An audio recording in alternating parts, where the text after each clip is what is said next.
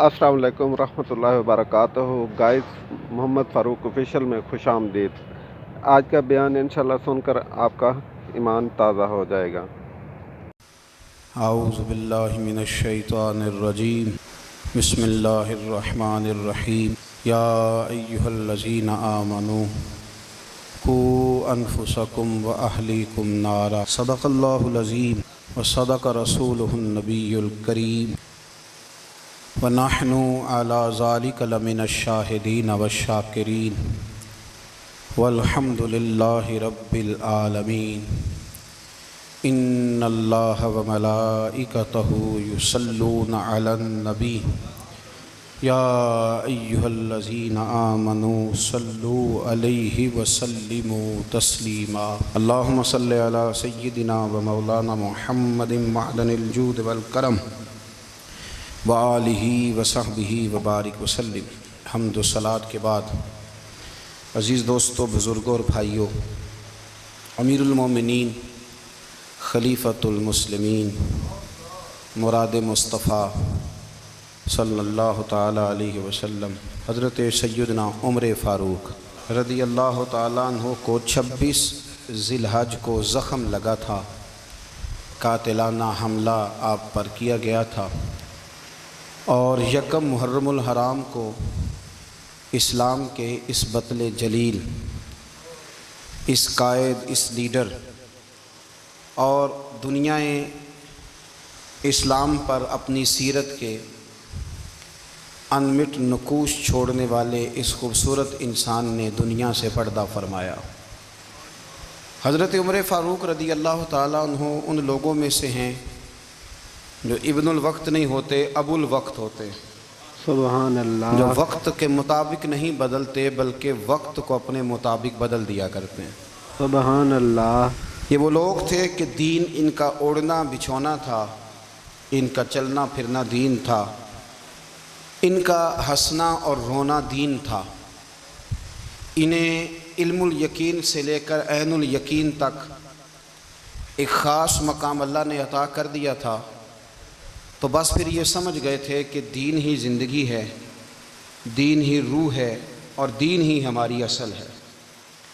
نبی کریم صلی اللہ تعالیٰ علیہ وسلم نے فرمایا کہ میں نے خواب دیکھا ہے، کچھ لوگوں کو میں نے قمیضیں پہنے ہوئے دیکھا، کچھ کی قمیضیں ناف تک تھیں، کچھ کی پیٹ تک تھیں، اور کچھ کی گھٹنوں تک تھیں۔ عمر، میں نے تمہیں بھی دیکھا ہے، تمہاری قمیض تو پیروں سے ٹکرا رہی تھی۔ سبحان حضرت اللہ۔ عمر کہنے لگے، حضور خواب کوئی دیکھتا ہے، تعبیر کوئی بتاتا ہے، پر یہاں کمال یہ ہے کہ خواب بھی آپ نے بتایا ہے، تعبیر بھی آپ ہی بتائیں گے۔ سبحان اللہ۔ حضور پھر بتا دیں اس خواب کی تعبیر کیا ہے، تو حضور نے فرمایا تعبیر یہ ہے کہ کسی کا دین ناف تک، کسی کا گھٹنوں تک، کسی کا پیٹ تک، اور عمر تو سارا ہی دین میں لپٹا ہوا ہے، سبحان تو اللہ۔ سارا ہی دیندار ہے، سارا ہی۔ حضرت عمر فاروق رضی اللہ تعالیٰ عنہ آئیڈیل ہیں، ایک ہیرو ہیں۔ ان کی زندگی کے درجنوں پہلو ہیں، ہر سال ہم ایک پہلو بیان کر دیتے ہیں، کبھی عدل و انصاف پہ بات کر لیتے ہیں، کبھی نظام حکومت پر۔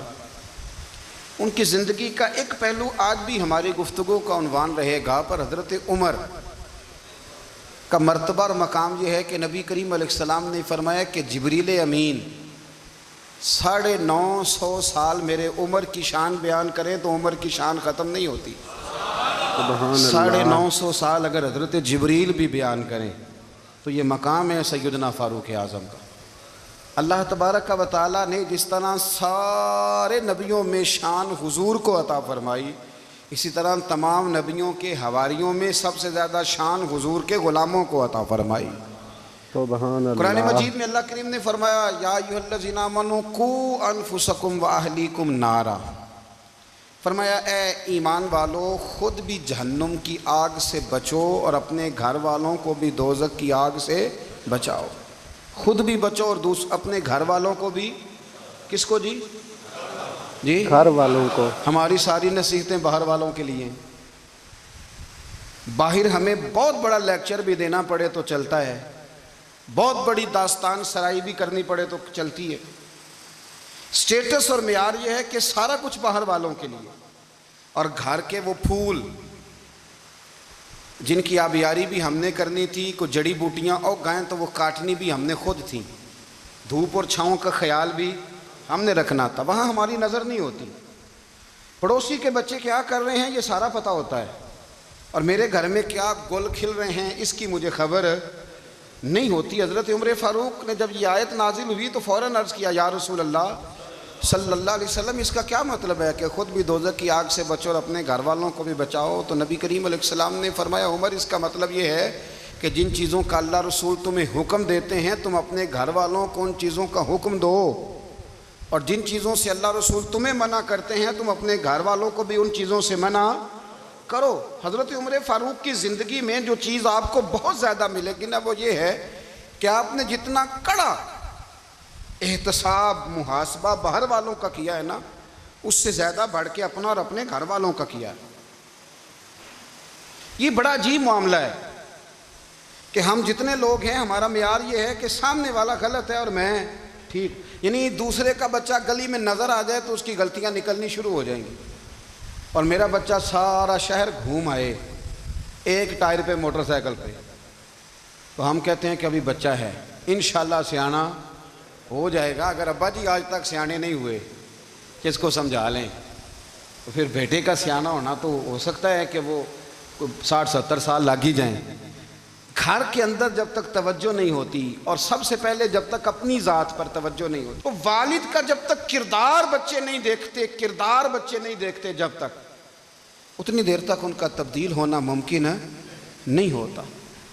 حضرت عمر فاروق رضی اللہ تعالیٰ عنہ نا باہر والوں کا بھی بڑا سخت حساب کرتے تھے۔ بڑا ایک گورنر صاحب نے لباس بڑا شاندار پہننا شروع کر دیا تھا، تو حضرت عمر نے اتروا کے نا تو انہیں ٹاٹ کا لباس پہنا کے تو اونٹ چرانے کی ڈیوٹی دے دی تھی۔ اتنا سخت احتساب کرتے تھے۔ کسائی کی دکان پر بھی 1-2 گھنٹے کھڑے ہوتے تھے۔ جو آدمی مسلسل 2 دن گوشت خریدتا تھا نا، فرماتے تھے اس کا ٹیکس بڑھا دو، لوگوں کو دال نہیں مل رہی اور یہ روز گوشت کھاتا ہے۔ حضرت فاروق اعظم، اس کو جزیہ کہا جاتا تھا، یا کچھ اور معاملات ہوتے تھے بڑھا دیتے تھے۔ مسلسل جو 2 دن آدمی گوشت کھاتا تھا، فرماتے تھے مدینے میں غربت ہے، اگر یہ والا نظام تم کرو گے تو غریب لوگ کس کی طرف دیکھیں گے۔ لیکن اس سے زیادہ بڑھ کر جو ان کی زندگی کا معیار اور سٹیٹس تھا وہ یہ تھا کہ اپنے گھر کا خاص خیال رکھتے، خاص توجہ کرتے۔ ملک شام سے اور ایران سے کچھ لوگ آپ کی خدمت میں آئے، تو وہاں سے کچھ کنیزیں بھی آئیں، ان کے بادشاہ پیغام لے کے۔ شاہ ایران کی کنیز کو ملکہ نے کہا کہ نا حضرت عمر کی زوجہ کو دیکھ کے آنا ذرا کس طرح کی ہے۔ ہمارے ملک میں کیا کہتے ہیں، خاتون اول، جی خاتون، باقی سارے دوؤں میں خاتون اول، ذرا خاتون اول کو دیکھ کے آنا۔ تو وہ جب آئی نا گھر میں ملنے، تو کہا کہ مجھے میری ملکہ نے کہا تھا کہ عمر کی زوجہ سے، اہلیہ سے ملاقات کر کے آنا۔ تو حضرت عمر کی اہلیہ نے نا ایک جوڑا کپڑوں کا دے دیا ملکہ کے لیے، اور ایک خوشبو کی شیشی دے دی۔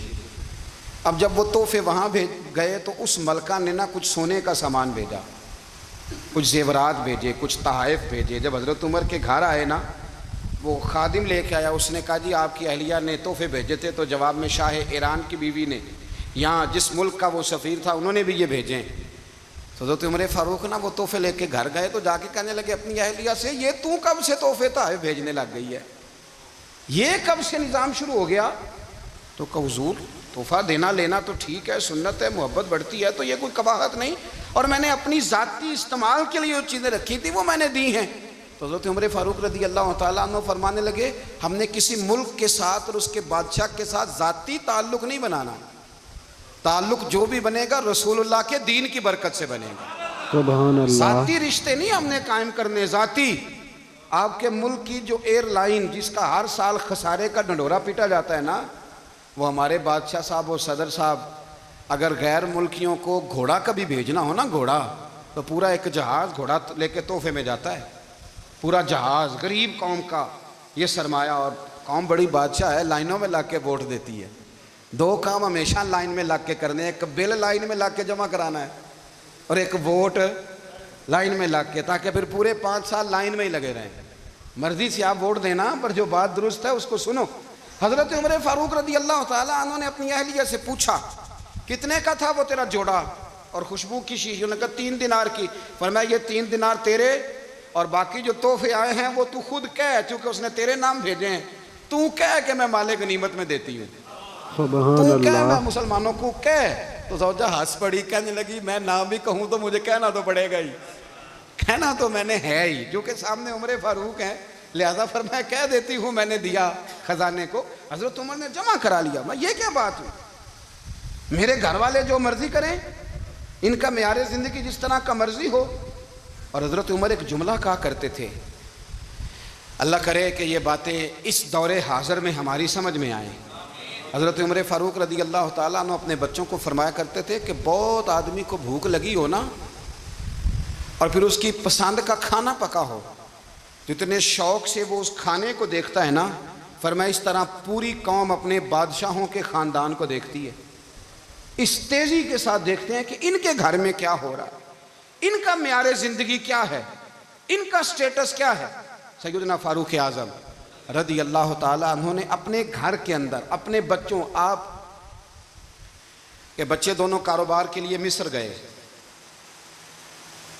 تو وہاں کے گورنر صاحب نے لوگوں سے، ایک بہت بڑا قافلہ گیا مدینے سے مصر تجارت کے لیے، جاتے ہیں نا آج بھی قافلے کئی ملکوں میں، تو یہ گئے تجارت کے لیے. تو حضرت عبداللہ ابن عمر، حضرت عبید اللہ ابن عمر، حضرت عمر کے دونوں بیٹے گئے. جناب عمر فاروق کے بچے جب وہاں پہنچے تو مصر کے گورنر نے نا لوگوں کو تعارف کرایا کہ یہ عمر فاروق کے بیٹے ہیں، یہ حضرت یہ چودھری کے بیٹے کو کون بتاتا ہے کہ تو چودھری کا بیٹا ہے؟ باہر والے بتاتے ہیں، گھر والے جی. اور سیٹھ صاحب کے بیٹے کو کون بتاتا ہے کہ تو سیٹھ صاحب کا بیٹا ہے؟ اور مالک کو کون بتاتا ہے کہ تو مالک کا بیٹا ہے اور یہ کرایہ دار ہے؟ یہ کون بتاتا ہے؟ یہ سوچ ہم دیتے ہیں بچوں کو. چودھری اور کمی کی سوچ، امیر اور غریب کی سوچ، مالک اور کرایہ دار کی سوچ، گھر کے مالک کی اور کام کرنے والے کی سوچ، یہ ہم دیتے ہیں. یاد رکھنا یہ ہم دیتے ہیں، یہ ہمارا مزاج ہے، یہ باہر سے نہیں آتی. تو کوئی شہزادہ ہے، تو سیٹھ ہے، تو نواب ہے، یہ سوچ باہر سے نہیں آتی. یہ اماں سوچ دیتی ہے، اماں، یہ ابا سوچ دیتا ہے. اور پھر جب تباہی اترتی ہے تو اس کے ذمہ دار بھی باہر والے نہیں ہوتے، گھر والے ہوتے ہیں. گھر والے، ہمارے بچوں کی طبیعتوں پر زیادہ نقش باہر والوں کا نہیں ہوتا، گھر والوں کا ہوتا ہے. یاد رکھیے گا. حضرت عمر فاروق رضی اللہ، بچے ہیں، شہزادے ہیں، وہ کاروبار کرنے گئے اور وہاں لوگوں نے بتایا گورنر صاحب نے کہ یہ فاروق اعظم کے بچے ہیں، امیر المومنین کے. لوگوں نے ان سے زیادہ مال خریدا، تجارت میں زیادہ نفع ہوا. ظاہر ہے کہ وہ آپ کے جو اللہ خیر کرے حکمران ہیں، ان کے کاروبار کتنے ملکوں میں ہیں، کس بنیاد پر ہیں؟ وہ صرف اس بنیاد پر کہ وہ حکمران رہے، ان کے لیے آسان تھا بڑے لوگوں سے تعلقات بنانا. حضرت عمر فاروق رضی اللہ تعالیٰ عنہ کے بچے ڈھیروں مال کما کے جب واپس آئے نا، تو حضرت عمر سے آ کے بچوں نے بطور محبت کا، ابا جی اللہ نے بڑا ہی فضل کیا ہے، بڑا مال کمایا الحمدللہ، یہ دیکھیں کتنا نوازا ہے. تو حضرت عمر کہنے لگے سارے قافلے نے اتنا ہی کمایا ہے، سارے قافلے نے اتنا ہی کمایا ہے؟ تو حضور نہیں، سارے قافلے نے اتنا نہیں کمایا، سب کو اتنا نہیں ملا. وہ تو وہاں گورنر صاحب نے لوگوں کو تعارف کرایا تھا کہ یہ عمر کے بچے ہیں، تو لوگوں نے پھر ہم سے بڑا ہی خریدا. تو حضرت عمر فرمانے لگے ٹھیک ہو گیا، میں بات سمجھ گیا ہوں، اس طرح کرو جو تمہاری اصل زر تھی نا، جو راز تھی، وہ رکھ لو اور باقی سارا مال خزانہ میں جمع کرا دو. اس لیے کہ یہ تم نے تجارت نہیں کی، یہ تم نے اپنے باپ کا نام بیچا ہے، یہ تم نے امیر المومنین کے بیٹے ہونے کا فائدہ اٹھایا ہے. فرمایا یہ تمہارا نہیں حق، یہ مسلمانوں کا ہے، اس لیے کہ یہ مال تم نے محنت سے نہیں کمایا، یہ باپ کی کرسی کا فائدہ اٹھایا ہے. اور فرمایا اگر تم نے مال جمع نہ کرایا تو میں مال بھی لے لوں گا زبردستی اور کوڑے بھی ماروں گا، ڈبل سزا دوں گا. مرضی سے جمع کراؤ گے تو کوڑوں سے بچ جاؤ گے. بڑے بیٹے نے تو جمع کرا دیا، تو چھوٹا تھوڑا پریشان ہوا. تو حضرت عبداللہ ابن عمر چھوٹے کا ماتھا چوم کے کہنے لگے بیٹے چپ کر کے جمع کرا، یہاں بھی فخر کر کے ہم عمر کے بیٹے ہیں اور قیامت میں بھی فخر کریں گے کہ ہم فاروق اعظم کے بیٹے ہیں. یہاں بھی ناز کریں گے اور وہاں بھی ناز کریں گے کہ عمر کے بچے ہیں. ہمارے باپ نے خود بھی حلال ہی کھایا ہے، اور جب ہماری کمانے کی باری آئی ہے تو ہمیں حکم بھی حلال کھانے کا دیا. بھائی ہمارا مزاج نہیں. بچہ جب لے کے آتا ہے 2 لاکھ روپیہ تو کبھی پوچھے کہاں سے آیا ہے؟ جب وہ پہلے دن غلط دوستوں کے پاس جا کے بیٹھتا ہے تو کبھی نکالا گھر سے اسے؟ یہ بہت سارے خمیازے ہمیں اس لیے بھگتنے پڑتے ہیں کہ ہم ابتدا میں سوراخ بند نہیں کرتے. جب اس میں شگاف پڑ جاتا ہے, سیلاب آتا ہے, تو ہمیں ہوش آتی ہے. حضرت عمر نے اپنے گھر میں نگرانی رکھی, کڑی نگرانی. زیادہ نماز گھر میں پڑھتے تھے حضرت عمر, نفلی نمازیں زیادہ کیوں بلا. بھائی یاد رکھیں کہ آپ نے اگر سجدہ کرنا ہے تو بچہ لیٹ جائے گا, وہ اسے پتا کوئی نہیں سجدہ کیا ہے.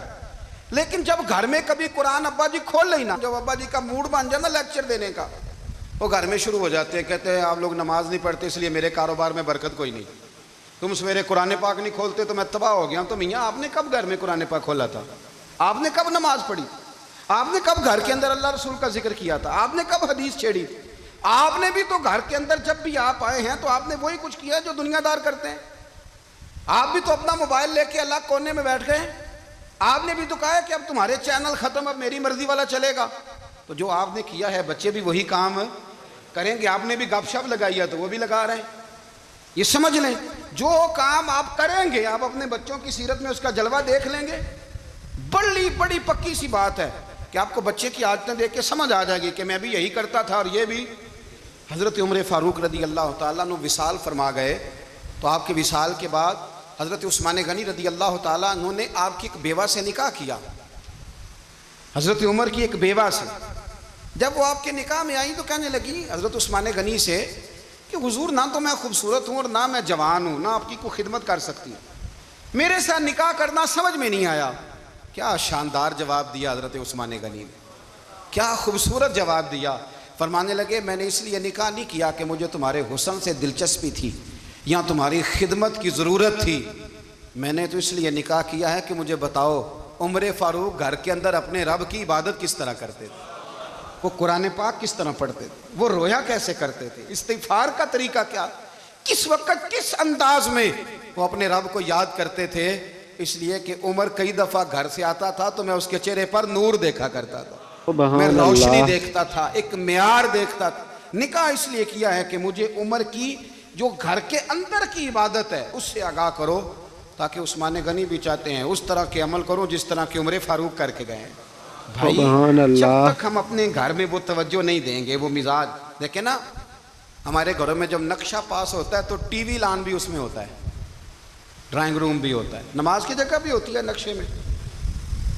صحابہ جب گھر بناتے تھے تو ایک مسجد بیت کا نقشہ پاس کرتے تھے, ذہن میں رکھتے تھے کہ یہ کونا نماز کے لیے, وہاں جوتے لے کے کوئی نہیں جائے گا, وہاں نماز پڑھی جاتی تھی, عورتیں وہاں اعتکاف کرتی تھیں. ٹی وی لان تو آ گیا ہے, اور گھر کے اندر ٹی وی رکھنے کے لیے تو ایک کمرہ الگ سے بنا دیا گیا ہے, اور اب جو نئے نقشے پاس ہو رہے ہیں اس کے اندر گھروں کے اندر جگہ بنائی گئی ہے جہاں کمپیوٹر رکھے جائیں, اور بچوں کے لیے وائرنگ ہوگی نیچے تاکہ انہیں کوئی مشکل درپیش نہ ہو. یہ ساری چیزیں ہم نے نہانے کے لیے گھروں کے اندر اتنے بڑے واش روم بنائے ہیں کہ لگتا یہ ہے کہ سوائے نہانے کے اور کام ہی نہیں کوئی گھر میں ہوگا. ہر چیز آ گئی, پر اللہ کرے کوئی تفسیر بھی ٹیبل پہ پڑی نظر آئے, کوئی حدیث کی کتاب بھی ٹیبل پہ پڑی نظر آئے. اللہ کرے کہ جس طرح ابا لطیفہ سن کے آتا ہے تو جب تک سنا نہ لے اسے ہضم نہیں ہوتا. اللہ کرے کہ وہ جمعے میں بیان سن کے جائے تو اس کا بھی دل کرے میں اپنے بچوں کو سناؤں. وہ نبی پاک کی کوئی حدیث کہیں سے سنے تو گھر جا کے سنائے. جب تک یہ معیار نہیں بنتا, آپ کیسے توقع کرتے ہیں کہ گھر کے اندر اللہ کی رحمتیں نازل ہوں گی؟ آپ یہ کیسے توقع کرتے ہیں کہ گھر کے اندر وہ معیار اور وہ مزاج بنے گا؟ حضرت عمر فاروق نے ذاتی زندگی پر جو توجہ دی, گھر والوں کے معیار پر جو توجہ دی حضرت عمر فاروق رضی اللہ تعالیٰ عنہ نے, وہ بھی بڑی دیدنی ہے. حضرت ابو موسیٰ اشعری کو نا آپ نے وزیر خزانہ بنایا, وزیر خزانہ. تو حضرت ابو موسیٰ اشعری کہتے ہیں کہ حضرت عمر کو شے خزانے میں رہنے تو دیتے نہیں تھے. ایک دن میں صفائی کر رہا تھا اس کمرے کی جس میں خزانہ رہتا تھا. ہمارے تو ملک میں جو جاتا ہے وہ صفائی کر کے ہی جاتا ہے, اللہ خیر کرے. اور خیر معیار بدلتا ہے. جو پچھلی حکومت ہوتی ہے وہ قرضہ اٹھاتی ہے, وہ باہر سے جاتی ہے تو قرضہ لے کے آتی, اور جو نہیں آتی ہے وہ کہتی ہے ہمیں پیکج مل گیا ہے. وہ قرضہ نہیں اٹھاتے, ان کو کیا ملتا ہے؟ یعنی پچھلی نے قرضہ لیا تھا اور ہم نے, واہ جی واہ کیا خوبصورت انداز ہے, اس کا نام بدل کے نا, انہوں نے قرضہ لیا تھا اور ہم نے, میں کہا بڑے شاندار سیانے بندے ہو گئی. اور اللہ تعالیٰ خیر فرمائے, ہمارے جو بڑے شاندار قسم کے دوست ہیں نا, شاندار, جن کا ادب سے نام لیتے ہیں, وہ عرب کے بادشاہ ہیں. ہم تو عرب خالی کہتے بھی نہیں, عرب شریف کہتے ہیں, عرب شریف. انہوں نے پتہ کیا کیا ہے؟ انہوں نے اس طرح کیا ہے کہ جو کشمیریوں کا قاتل تھا نا اس کے گلے میں میڈل ڈال دیا ہے. یہی کام وہ کرتے رہتے. انہوں نے پہلے انہیں بلا کے مندر بھی بنوائے تھے, ہمیں کوئی شکوہ نہیں, ان کی زمین ہے, اللہ تعالیٰ توفیق عطا کرنے والا ہے. پر خیال یہ تھا کہ چلو کشمیریوں کے زخم پر نمک نہ چھڑکتے, 2 مہینے انتظار کر لیتے, کچھ حالات سنور جاتے, کچھ تھوڑا انتظار. ہیں ہمارے دوست, ہمارے وزیر اعظم صاحب جب جاتے ہیں تو وہ پھولوں کا ہار ڈالتے ہیں ہمارے دوست, لیکن انہیں وہ حدیث یاد نہیں کہ نبی پاک علیہ السلام نے فرمایا جب میرے مومن کو تکلیف ہوتی ہے تو مجھے بھی گنبد خضرا میں تکلیف ہوتی ہے. انہیں نہ کشمیریوں کا خون یاد نہیں آیا, انہیں برہان وانی کی کٹی ہوئی لاش یاد نہیں آئی, انہیں 30,000 بیوہ عورتیں 30,000 بیوہ عورتیں یاد نہیں آئی, 30,000 بیوہ عورتیں جن کے سہاگ اجڑ گئے, اور انہیں 1.25 لاکھ یتیم بچہ یاد نہیں آیا جو یتیمی کی زندگی گزار رہا ہے, اور اس کے باوجود بہت بڑے ذمہ دار ہیں وہ. مجھے پڑھ لینے دو آج احمد فراز کا شعر. وہ ہمارے مکتب کوئی ایسا نہیں کہ وہ مولوی تھا, وہ غیر جانبدار تھا, پر مجھے آج پڑھ لینے دو اس کا شعر. یہ کلیجے کا درد ہے, پڑھ لینے دو. اس نے کہا تھا کہ پڑھتا ہوں تو کہتی ہے یہ خالق کی کتاب ہے, مثل یہودی یہ سعودی بھی عذاب, اس قوم کے بارے میں کیا لکھوں فراز, کعبے کی کمائی سے جو پیتے ہیں شراب, کعبے کی کمائی سے جو پیتے ہیں شراب, اس قوم کے بارے میں کیا لکھوں فراز, کہ کعبے کی کمائی سے جو پیتے ہیں شراب. میں خیال نہیں آیا تمہارا صرف دین یہ ہے کہ قبریں گرا دو, مزارات گرا دو, فقط یہ دین ہے. کوئی نبی پاک کے روزے کی طرف منہ کرے تو اسے مشرک کہو, یہ دین ہے. اس کا نام مذہب رکھا ہے تم نے. مذہب تو اس کا نام ہے کہ جو رسول اللہ کا نام لینے والا ہے وہ ہمارا یار ہے, اور جو نبی پاک کا نام لینے والا نہیں, ہمارا اس سے کوئی تعلق ہے. یہ دین ہے. حضرت عمر فاروق کی سیرت سنا رہا ہوں, حضرت عمر کی.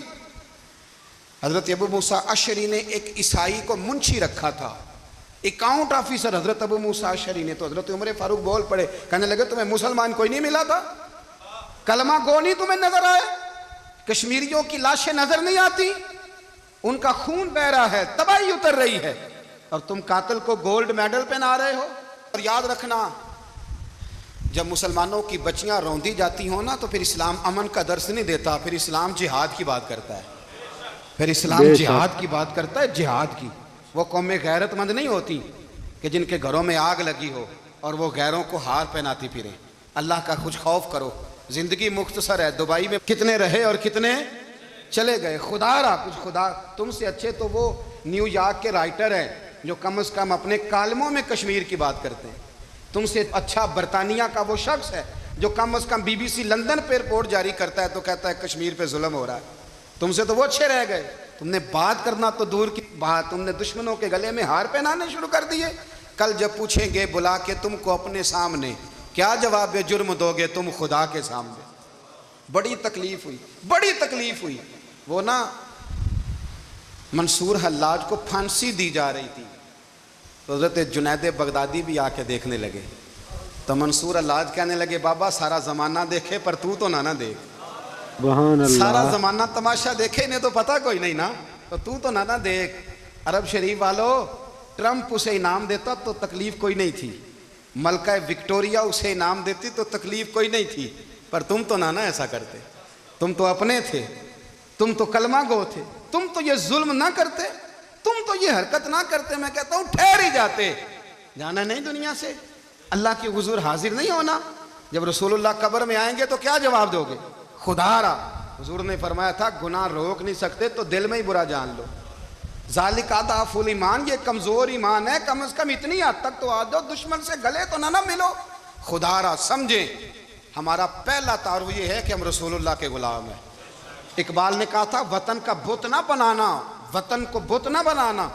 اقبال کہنے لگے ان تازہ خداؤں میں بڑا سب سے وطن ہے, جو پیرہن اس کا ہے وہ مذہب کا کفن ہے.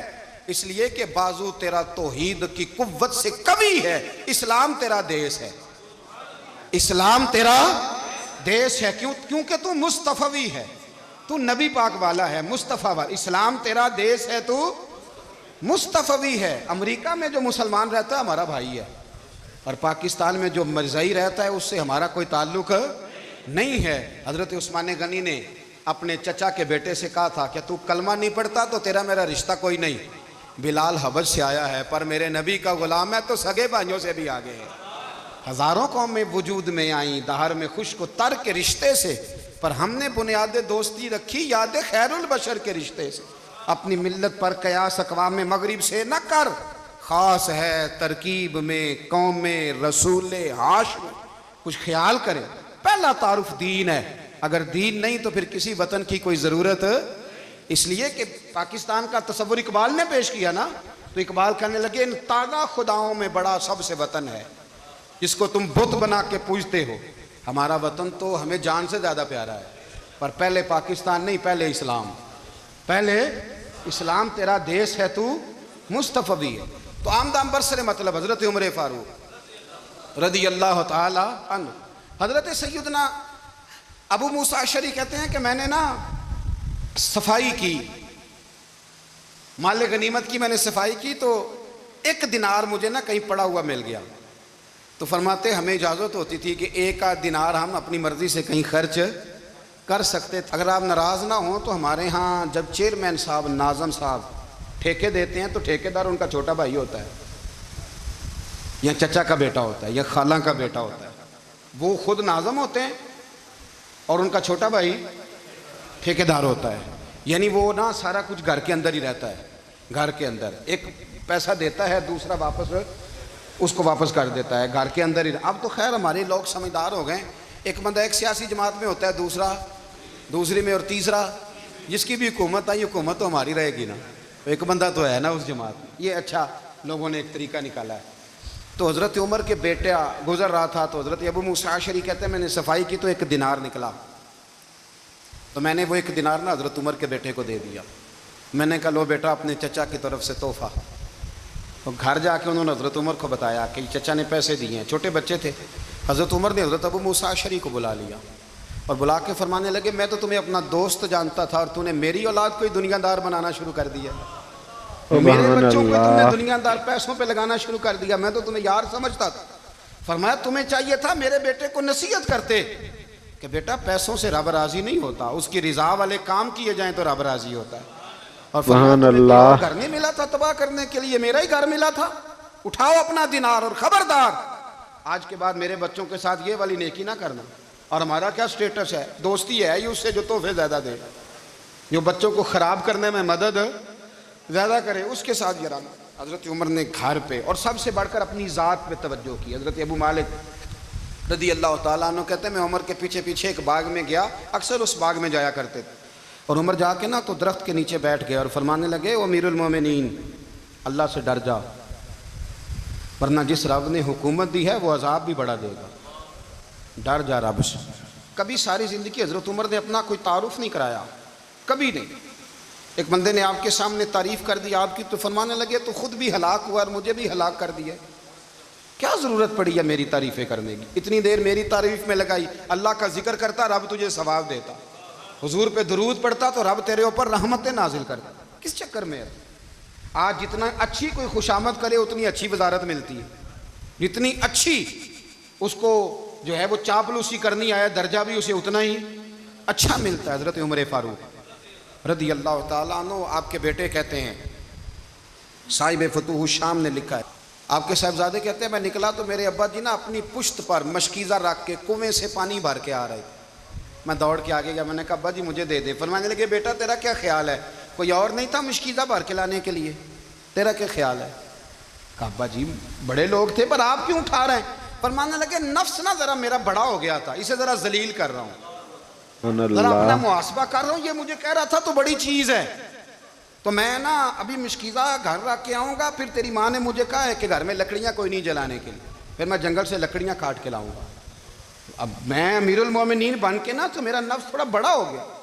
اب یقین کریں ہمارا ہاضمہ خراب ہو جاتا ہے جب تک ہمارا تعارف صحیح نہ ہو، ہمارا تعارف ٹھیک نہ ہو، میں یہ ہوتا ہوں میں وہ ہوتا ہوں، چھوڑ مٹی دیں تے مٹی رہنا ہی، مٹی دیں تے مٹی دیں تے مٹی رہنا ہی، ایویں کادی بلے بلے اج مٹی دے اتے بندیا تے کل مٹی دے تھلے، مٹی دیں تے مٹی رہنا ہی، کادی بلے، مجھے پوچھ لو مجھے جان لو میرا نام لے لو، میں بھی آیا ہوں، میں بھی ہوتا ہوں، میرا بھی یہ تذکرہ ہے، میں بدکار پرانا خادم کسے در ملی نہ ٹوئی، یہ تے واصف یار نے نظر جو کی تھی تے واصف ہی ہوئی. یہ تو بڑی بات کی بات ہے. تو بات کی بات ہے صاحب, ورنہ من نانم کے من نانم, جو ہم ہیں اس کا ہمیں پتہ تو ہے نا بھائی. کبھی بھی یہ جو ذات کا چکر ہے نا, میں بھی ہوں مجھے بھی, او بھائی یاد رکھو میں کون ہوں. یہ جو نام نمود اور یہ خواہشیں اور یہ جو وقار, یہ تو کمزور لوگوں کا طریقہ ہے. جس کو اپنا تعارف کرانا پڑ گیا, اس سے بھی زیادہ کمزور کوئی ہے. فوٹو میں دکھاتا پھرتا ہے فلانے کے ساتھ فوٹو, فلانے, تو کمزور بندے یہ کام کرتے. حضرت عمر فاروق, اللہ اکبر, حضرت عمر جیسا بندہ, 24 لاکھ مربع میل کا حکمران, اور شاہ روم کو خط لکھ کے کہتا ہے میں منت نہیں کرتا, میں حکم دیتا ہوں. اتنا تگڑا بندہ. جنگ قادسیہ کے لیے حضرت سعد بن ابی وقاص کو بھیجا, فتوح الشام پڑھ کے دیکھیں. حضرت عمر بڑے پریشان ہیں, اتنے دن ہو گئے کوئی رپورٹ ہی نہیں آئی. اب تو موبائل ہے نا, ایک منٹ کی رپورٹ لیں آپ, بلکہ آپ 1 منٹ کی فوٹو لیں آپ, رپورٹ تو دور رہ گئی. حضرت عمر فاروق رضی اللہ تعالیٰ عنہ بڑے پریشان ہیں کہ قادسیہ میں حضرت سعد بن ابی وقاص کے ساتھ لوگ جہاد کرنے گئے, رپورٹ کوئی نہیں آ رہی. اتنے پریشان تھے کہ باہر نکل کے نا اس رستے پہ بیٹھ جاتے جو رستہ قادسیہ کی طرف سے آتا تھا. اس جو بھی آتا جاتا پوچھتے جنگ کے کیا حالات ہیں. ادھر جب اللہ نے فتح دے دی نا, تو حضرت سعد بن ابی وقاص رضی اللہ تعالیٰ عنہ نے ایک قاصد کو خط دے کے بھیجا, کہنے لگے عمر کے پاس جاؤ, انہیں اطلاع دو کہ الحمدللہ اللہ نے اسلام کو فتح عطا کر دی. یہ حضرت عمر کو جا کے دینا. وہ بڑے پریشان ہوں گے. وہ جو اس زمانے میں اس طرح ہوتا تھا کہ کئی دور دور سے صحابہ جو دوسرے شہروں کے ملکوں کے رہنے والے ہوتے تھے, وہ بھی آ کے شامل ہو جاتے تھے جہاد میں.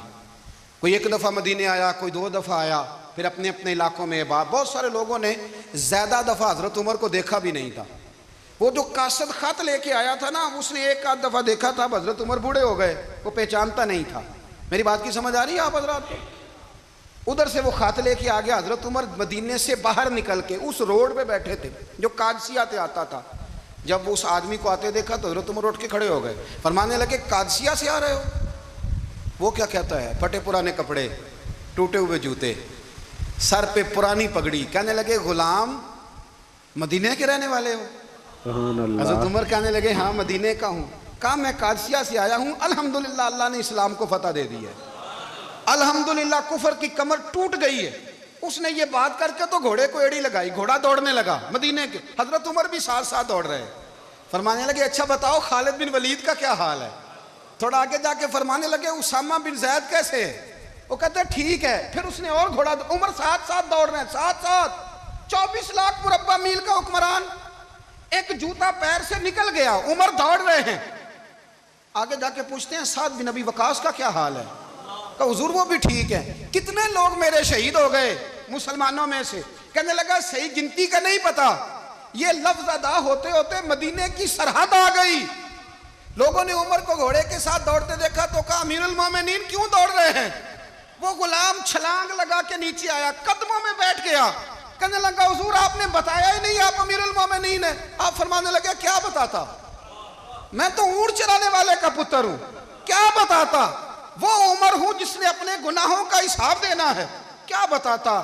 جو سعد بن ابی وقاص کو جہاد پہ بھیج کے خود بزدلوں کی طرح گھر میں بیٹھا ہے, کیا بتاتا؟ کوئی حیثیت نہیں, کوئی تار. تو نے اچھا کیا, تو تو مجاہد تھا, مجھے ساتھ ساتھ دوڑایا, تو نے اچھا کیا.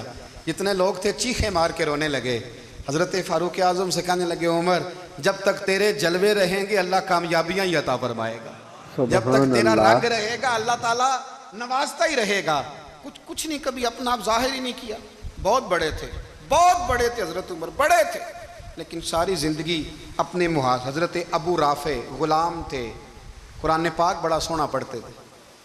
حضرت عمر جب بھی انہیں ملتے کہتے ابو رافع تو عمر سے اچھا ہے, قرآن بڑا شاندار پڑھتا ہے. تو وہ کہتے حضور اگر میں قرآن صحیح پڑھتا ہوں تو آپ کو قرآن کی تشریح زیادہ صحیح آتی ہے, آپ بھی تو مجھ سے افضل ہیں. تو آپ فرماتے نہیں پھر بھی تو مجھ سے افضل ہے. کیوں؟ اس لیے کہ تو اپنے غلام اپنے آقا کی نوکری بھی ٹھیک کرتا ہے اور رب کی عبادت بھی ٹھیک کرتا ہے, اور مجھے خالی صرف عبادت کرنی ہوتی ہے وہ بھی ٹھیک نہیں کر پاتا. ساری زندگی اپنا محاسبہ, ساری زندگی اپنے گریبان میں دیکھا, ساری زندگی اپنے آپ کو پرکھا, اپنے آپ کو ٹٹولا. 62 سال عمر بیت گئی. حضرت حذیفہ بن یمان ایک صحابی تھے, میرے نبی کریم علیہ السلام نا ان سے راز کی باتیں کرتے تھے. ہر بندے کا ہاضمہ ٹھیک نہیں ہوتا، سب سے راز کی بات نہیں کرنی چاہیے۔ حضرت حذیفہ بن یمان کہتے ہیں حضور راز کی باتیں بتاتے ہیں۔ مدینہ منورہ میں جو منافقین تھے ان کی لسٹ بھی نبی پاک نے حضرت حذیفہ بن یمان کو دی تھی۔ جب کوئی مشکوک آدمی مر جاتا نا تو صحابہ کہتے ہیں ہم دیکھتے اگر حضرت حذیفہ نے جنازہ پڑھا ہے تو ہم بھی جنازہ پڑھ لیتے۔ نبی پاک نے بھی کچھ جنازے نہیں پڑھے، ترمذی میں ہے، فرمایا عثمان سے جو بغض رکھے اس کا جنازہ نہیں پڑھیں گے۔ حضرت حذیفہ بن یمان اگر جنازہ پڑھتے تو لوگ پڑھتے، وہ نہ پڑھتے تو لوگ جنازہ نہ پڑھتے۔ حضرت حذیفہ بن یمان کہتے ہیں جناب عمر فاروق کی خلافت کے آخری ایام تھے، کچھ دنوں کے بعد وہ شہید ہو گئے۔ فرماتے ہیں آدھی رات کا وقت تھا، میں گھر میں سویا تھا بڑا بے فکر، اچانک میرے دروازے پہ دستک ہوئی، میں گھبرا کے اٹھا، اتنی رات کو کون آیا؟ کہتے ہیں قربان جاؤں، دروازے پہ گیا تو امیر المومنین فاروق اعظم دروازے پہ۔ سبحان میں نے کہا اللہ۔ عمر کوئی حکم تھا تو مجھے بلا لیتے۔ کہنے لگے میں نا امیر بن کے نہیں آیا، تیرا ویر بن کے آیا ہوں۔ امیر المومنین کی حیثیت سے سرکاری کام سے بلاتا تو وہاں بلاتا، مجھے ایک ذاتی کام پڑ گیا۔ کہتے میں نے عمر کو گھر کی اندر بلا کے چارپائی پہ بٹھایا، میں نے کہا حضور میں غریب آدمی ہوں، میں کیا آپ کے کام آ سکتا ہوں؟ تو کہتے ہیں انہوں نے نا مجھے ساتھ بٹھا لیا، پھر میرا ہاتھ پکڑ لیا، کہنے لگے تو عمر کو جانتا ہے؟ عمر جھوٹ نہیں بولتا، تو جانتا ہے عمر وعدوں کا پکا ہے؟ کہا حضور جانتا ہوں۔ کہا میں اس وقت آیا ہوں جب دیکھ بھی کوئی نہیں رہا۔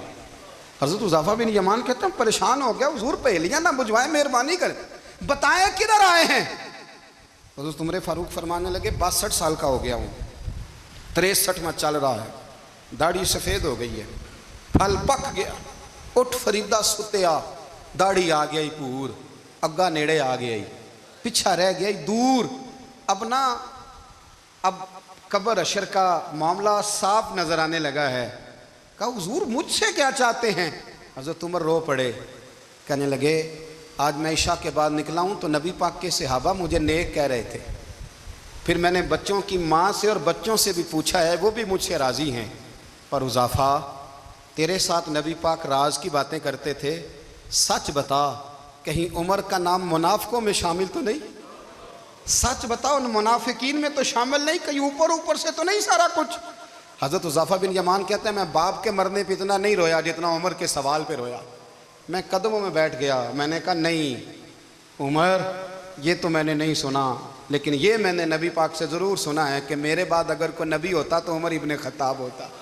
یہ میں نے اپنے کانوں سے سنا ہے کہ عمر جس گلی سے گزرے شیطان رستہ بدل جاتا ہے۔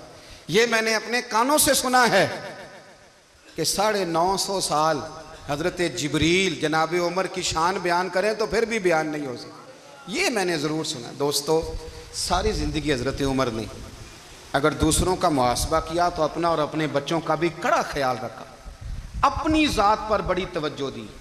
جو لوگ اپنا بھول جاتے نا، ہمیں اپنی صحت کا بڑا خیال ہے لیکن اپنی روحانی زندگی کا کوئی خیال نہیں ہے، قلبی زندگی کا کوئی تصور نہیں ہے۔ آپ یقین کریں موٹا آدمی کمزور ہونے کے لیے جدوجہد کر رہا ہے، کمزور طاقتور ہونے کے لیے، لیکن جس کو کتنے دن بیت گئے اللہ رسول کی یاد میں رویا ہی نہیں، کتنے دن بیت گئے نہ سننے کو دل ہی نہیں چاہا، جسے مہینوں بیت گئے اور قرآن پاک کی طرف نظر ہی نہیں گئی، وہ فکر مند ہی نہیں۔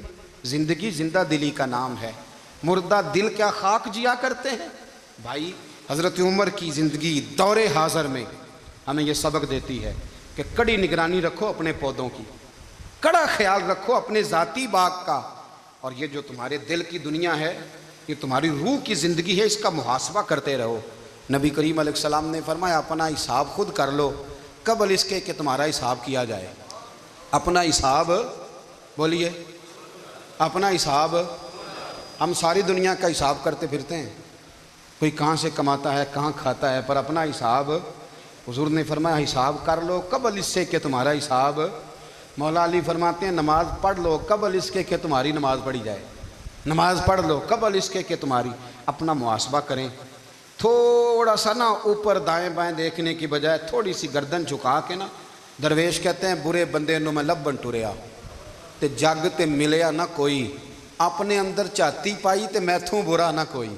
تھوڑی سی اپنی طرف توجہ دیں۔ ہم نا بے چین وقت گزار رہے ہیں، بے قرار ہیں، بے سکون ہیں، سبب یہ ہے کہ ہم نے نا اپنا حساب کرنا چھوڑ دیا ہے۔ حساب کرو گے، بے حساب تو بندہ روٹی کھا لے تو بیمار ہو جاتا ہے، اور اگر زندگی بے حساب گزرے، گناہوں کا حساب ہی نہ کیا جائے، تقوی کی طرف توجہ ہی نہ کی جائے، تو پھر زندگی دشوار ہو جاتی ہے۔ اور اللہ پوری امت مسلمہ کو ایک حضرت عمر فاروق رضی اللہ تعالیٰ عنہ کے طریقے پر چلنے والا لیڈر عطا فرما، ہمیشہ مدحت آمین خیر ثم الانام میں آمین۔ گزرے۔ ماشاءاللہ دعا ہے ماشاءاللہ۔ یہ عمر، درود